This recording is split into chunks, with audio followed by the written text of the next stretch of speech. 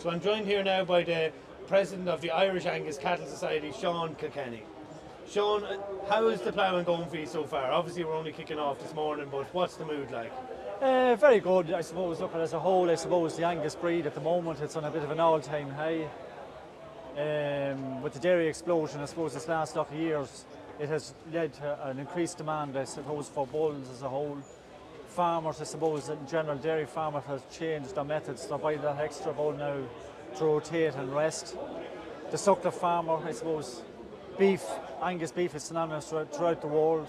All the different factories have their own various different schemes, and Angus is the main.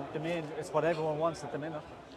And I suppose how has the breed really developed over? Is it the last 10 years, or when has it really started to grow, I suppose, in popularity? I suppose the Irish Angus Society is up since the late 60s, early 70s, it's there since then, but I suppose this last 10 years, I suppose more so this last 5-6 years, it's really snowballed. The breed as a whole, I suppose, Canada, America and them, they have a lot more research and stuff done, we say, with regards marbling and beef quality and stuff like that. And I suppose we're only starting to get into that, I suppose, through, the likes of genomics. One of the schemes is at the minute, it's one of the big main pushers.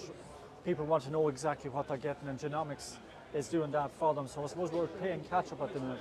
But it's really this last 5 or 6 years, I suppose. And obviously it has a big role in the dairy herd. I suppose, why is it proven so popular, do you think, as a breed amongst dairy farmers? Well, look, at the short gestation is the thing that ticks the boxes. The various different schemes, I suppose, for the dairy farmer selling their calves, all the different factories have certain criteria that they want. And Angus is one of the criteria, one of the boxes that ticks all them things. And I suppose that's what is driving the thing on at the moment. And obviously you have a lot of pedigree breeders all over the country. And where would a lot of them bulls, the majority of them would be ending, like what customers would be picking up them bulls? Well, I suppose look, the main sales, I suppose, is up in Carrick-on-Shannon, but a lot of the dairy market, a lot of the cows or stuff are down south in Ireland, I suppose. So you have both pedigree breeders and I suppose dealers coming to buy cattle there and bring them down south. So obviously they're popular in the dairy herd, but have they a role in the suckler herd and the commercial suckler herd, and how, I suppose, is that evolving? I suppose big time, I suppose the suckler herd, I suppose, through the organic scheme. The likes of an Angus bull there, they're polled, you haven't to dehorn them, they're easy fed, short gestation. The farmers having to get up at night, the cow will calve the calf themselves. Like it's one of the key qualities, and it's one of the things that's becoming more and more popular with the suckler farmer.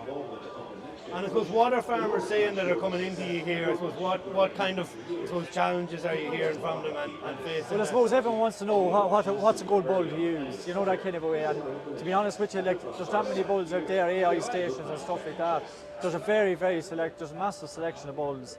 I suppose just one thing, I suppose, we know during the week there was 170,000 straws, semen of Angus straws used in the dairy herd last year alone, which is a phenomenal amount of straws. Like, it just shows our popularity. But everyone wants to know what bulls should they be using, and how do you change this and how do you change that. And I suppose, what would your advice be there in a situation like that? Well, you have to know your market. The first thing is, if you're a dairy man, we'd say, and you're selling suck calves, you want to produce a nice square type calf that appeal to the lads that's buying them or shipping them.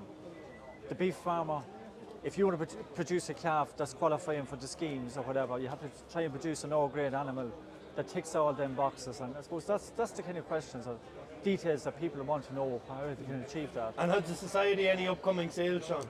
Yeah, I suppose, look, our big one, I suppose, is the Elite Sale, the 9th of December. We'll be doing inspections of them shortly, but it's one of the big sales, the big events of the year. It's our flagship event, and usually if it's a good event, it steers us for the rest of the year. And I suppose, what all can we expect to see in the sale? You see a multitude of, bulls and heifers, but you see a lot of these stock that's here today, a lot of them will be brought to the Elite Sale for sale on that day. Sean, thank you very much. Thank you, Breifne.